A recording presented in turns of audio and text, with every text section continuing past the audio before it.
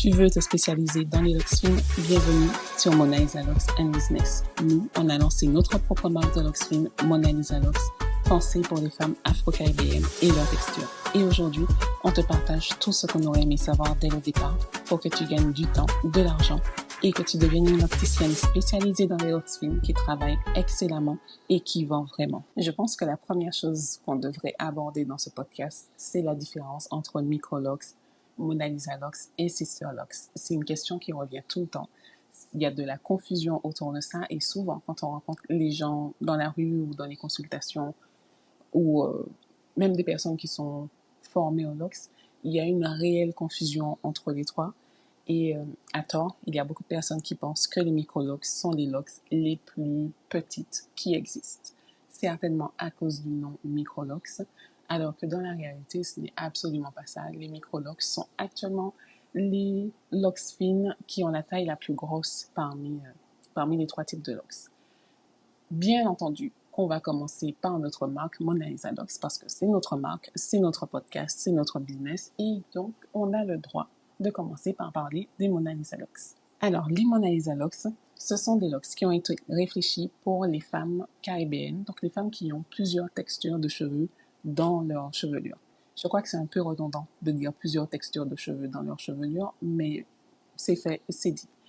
Ce qu'il faut comprendre, c'est que dans la Caraïbe, il y a du métissage et que ce métissage n'était pas forcément pris en compte par les techniques de locks qui existaient précédemment.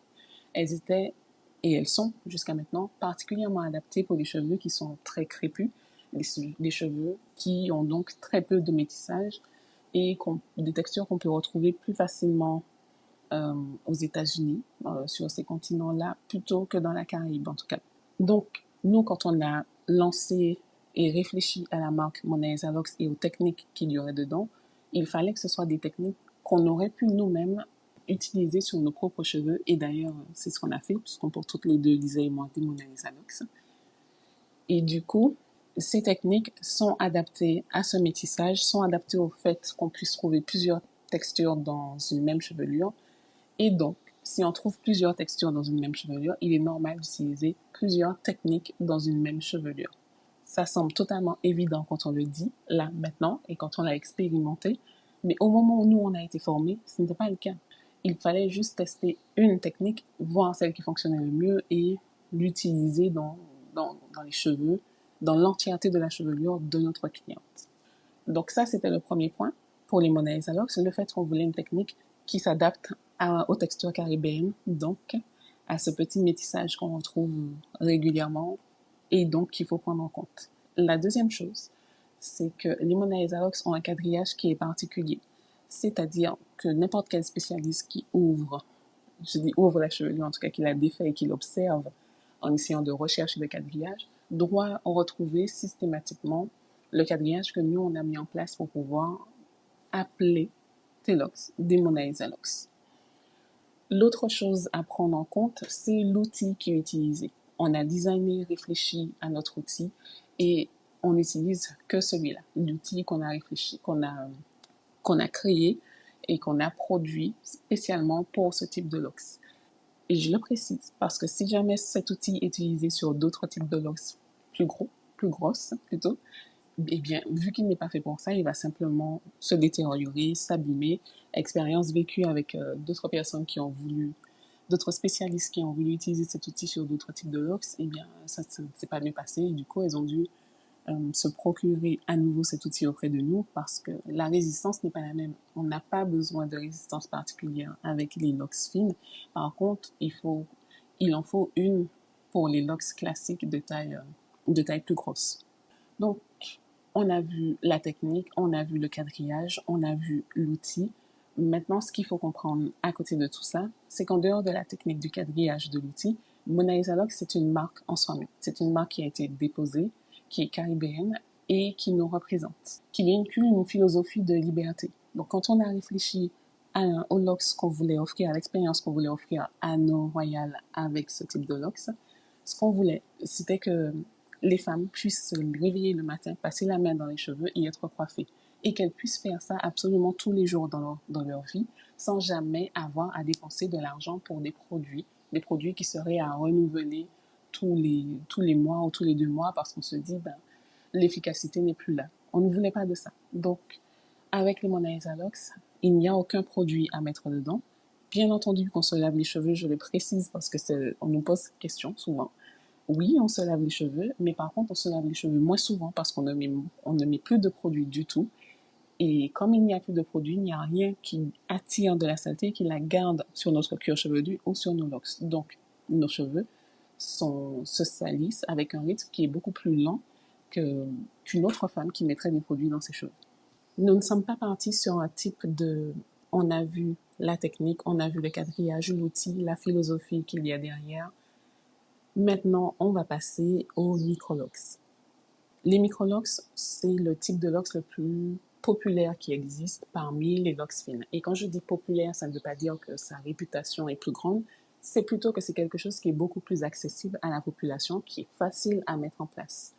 Je dis souvent aux personnes qui viennent nous voir en nous demandant des microlocks que si elles ont quelqu'un dans leur famille qui fait les locks, qui fait les nattes ou les vanilles de manière assez bonne, qu'il serait peut-être plus judicieux d'aller vers elle plutôt que de venir vers nous. Pourquoi? Parce que nous, déjà, on est vraiment spécialisés dans les Mona Lisa Locks. C'est ce qui fait battre notre cœur, comme je dis. Je ne vais pas dire que notre expertise n'est pas sur les microlocks ou sur les sisterlocks parce qu'on sait le faire. On pourrait le faire. On a été formé, en tout cas, sur les sisterlocks parce que les microlocks, ça peut s'apprendre de manière autodidacte en donnant un travail de qualité. C'est juste que ça ne nous intéresse pas. Ça ne nous intéresse pas de faire ni l'un ni l'autre. On ne fait que les Mona Lisa Locks. On a mis du temps à mettre ça en place, notre technique. On a mis du temps à travailler notre branding, à travailler les valeurs qu'on veut faire passer. Et donc, ça ne nous intéresse pas de faire autre chose que ce qui nous représente réellement, ce qui représente nos valeurs, en fait. Donc, revenons aux microlocks. En général, ça se fait avec un départ en vanille, en natte ou avec un crochet. Il n'y a pas de quadrillage particulier pour les microlocks, c'est-à-dire que chaque personne, chaque locticienne qui fera les microlocks pourra mettre le quadrillage qu'elle a envie de mettre, elle pourra utiliser la technique qu'elle a envie d'utiliser et elle pourra utiliser l'outil avec lequel elle se sent le plus à l'aise. Les microlocks n'ont pas été brevetés par qui que ce soit et la technique n'a pas été déposée. Donc, n'importe qui peut faire des microlocks à sa sauce et si le résultat te plaît, on va considérer que c'est un bon résultat. Si le résultat ne te plaît pas, on va considérer que du coup, le résultat n'est pas bon parce qu'il ne te convient pas à toi. Mais dans tous les cas, ça ne remet pas en question une technique basique, une technique qui aurait été acceptée par toutes les locticiennes en disant, comme elle n'a pas respecté ce protocole, c'est normal que tu aies un résultat qui ne te plaît pas. Pas du tout. Chaque locticienne, qui utilise la technique des microlocks, c'est-à-dire vanille, natte ou crochet, a le droit de faire exactement comme elle veut et d'adapter un petit peu à sa sauce. Et c'est là où je reviens sur mon propos en disant que si quelqu'un dans ta famille sait faire des petites nattes ou des petites vanilles, eh bien, tu es capable de faire ton départ de microlocks seul ou avec cette personne. Tu es capable. Maintenant, tu n'auras certainement pas peut-être la même définition du quadrillage qu'une locticienne qui fait des microlocks depuis bien longtemps. Il y a des éléments d'expertise que tu n'auras pas pour l'entretien, mais en tout cas, c'est quelque chose qui peut être accessible par toi et à moindre coût. Ensuite, il y a les sisterlocks. Donc, c'est une technique qui a été créée par le Dr. Conwell aux États-Unis et qui nécessite, tout comme les Mona Lisa Locks, un quadrillage particulier, un outil particulier et des techniques qui sont totalement différentes les unes des autres et totalement différentes des microlocks ou des Mona Lisa Locks. Maintenant, ce qu'il faut comprendre, c'est que les sisterlocks, ce sont les plus petits modèles de locks qui existent. Non pas les microlocks, comme je le disais au début, mais ce sont vraiment les sisterlocks. Et ces techniques, parce qu'il y en a plusieurs dans les sisterlocks, ces techniques sont vraiment adaptées aux cheveux qui sont extrêmement crépus. D'ailleurs, sa technique, elle l'a observée, elle l'a développée à partir des pratiques qu'elle a observées en Afrique et qu'elle a ensuite ramenées aux États-Unis. Donc, ce qu'elle a vu, ce qu'elle a mis en place, c'est particulièrement adapté à cette texture de cheveux. Donc, quand on ramène ça dans la Caraïbe avec notre métissage, ça donne du glissement, ça donne des locks qui tiennent un peu moins bien, simplement parce que ça n'a pas été pensé pour notre métissage. Cette question-là de quelle est la différence entre Microlox, Sisterlox et Mona Lisa Lux, on revient souvent quand tu as des clientes qui viennent te voir et qui envisagent les Mona Lisa Lux. Elles ont besoin de comprendre c'est quoi la différence entre les trois, c'est quoi les avantages et c'est quoi les inconvénients. Si tu n'es pas capable de l'expliquer, en tout cas de manière sommaire, ça risque de te poser un problème de confiance dans le fait que ta cliente puisse se dire, elle connaît son métier, elle sait ce qu'elle elle sait me renseigner et elle connaît la différence entre les trois. Du coup, elle pourra me dire ce qui est le mieux, le plus adapté pour moi, pour mes cheveux. Toutefois, si tu n'es pas formé aux trois techniques ou si tu n'es formé qu'à une technique, les Mona Lisa Lux ou les Sisterlox ou autre chose, admets-le volontiers à ta cliente. Dis-lui que tu peux lui donner des informations en détail sur la technique que tu maîtrises, que tu peux lui donner par contre des informations qui seront plutôt sommaires sur les autres techniques. Sois honnête avec elle et ne prétends pas maîtriser les trois. Quand nous répondons à ces questions avec facilité, Microlox, Sisterlox et Mona Lisa Lux, c'est qu'on maîtrise les trois techniques. On maîtrise les trois techniques avec aisance. Et on a choisi de se spécialiser sur celle qui est le plus en accord avec nos valeurs et avec la réalité du terrain qu'on a toujours avec nos royales. Même si nous sommes les créatrices des techniques de Mona Lisa Lux, quand une personne vient nous voir en nous demandant c'est quoi la différence, on ne va pas chercher à influencer son choix. On va tout simplement lui donner les informations qui sont factuelles et c'est à elle de choisir ce qu'elle veut faire. Maintenant, si cette personne souhaite se diriger vers les Sisterlox ou les Microlox, il y a très peu de chances qu'on lui dise qu'on va faire les locks pour elle. Il y a vraiment très peu de chances. On a pris une décision et on s'y tient. Par contre, on ne va jamais forcer. On ne va pas lui dire les Mona Lisa Lux, c'est tout ce qu'il y a de bon pour toi. Tu devrais faire ça et rien d'autre. On n'a pas besoin de dénigrer les autres techniques pour pouvoir faire montrer que la nôtre est meilleure.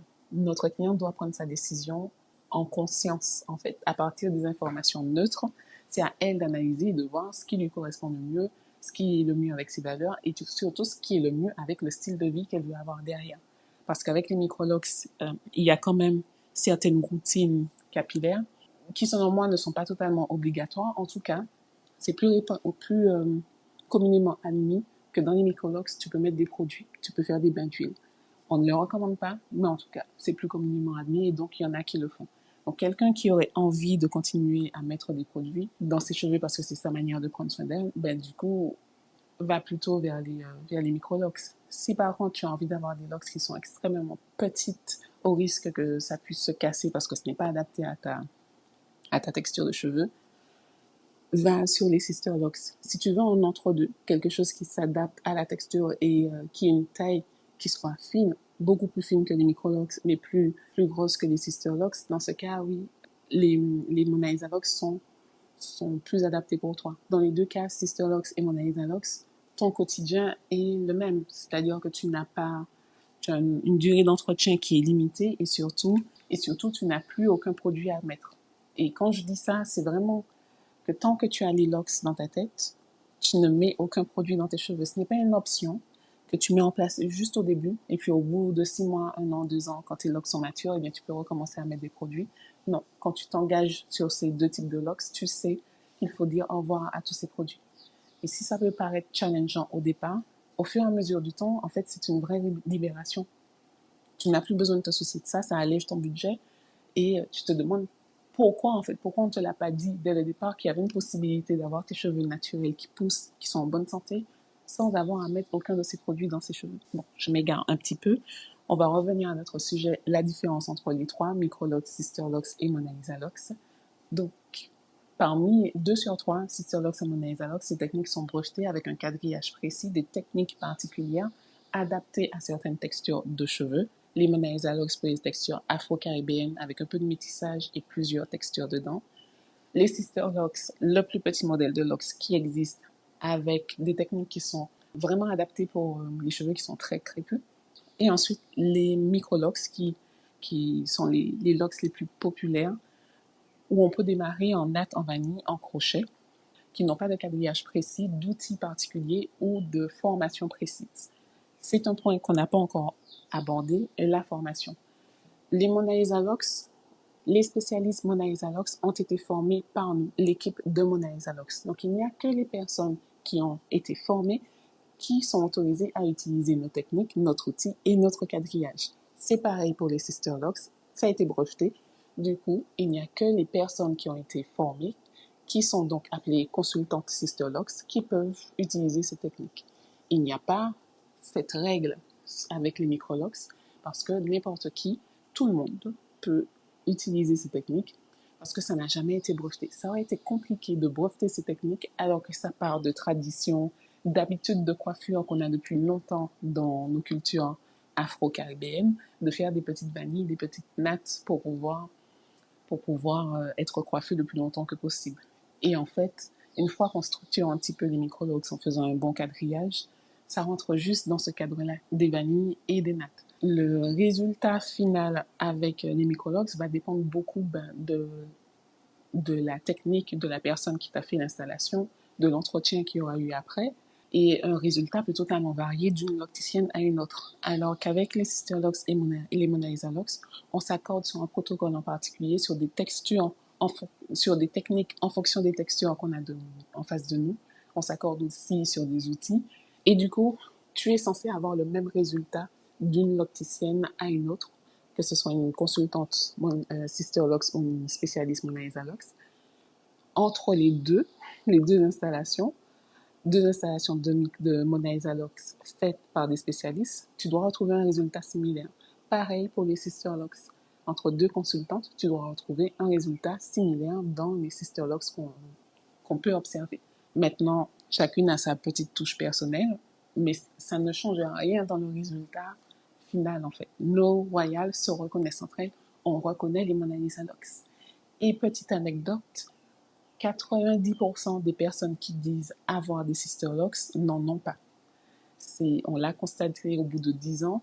Je ne vais pas dire que ce n'est presque jamais arrivé. Ce n'est jamais arrivé qu'une femme vienne nous voir en nous disant « j'ai des Sister Lux » et qu'elle ait effectivement des Sister Lux. Les deux appellations Microlux et Sister Lux sont souvent confondues, en fait. Mais je dirais que dans 99% des cas, parce qu'on ne peut jamais dire 100%, dans 99% des cas, les femmes qui venaient nous voir jusqu'à maintenant, les femmes qui viennent nous voir, qui nous arrêtent en nous disant « j'ai des Sister Lux », eh bien, elles ont des Microlux.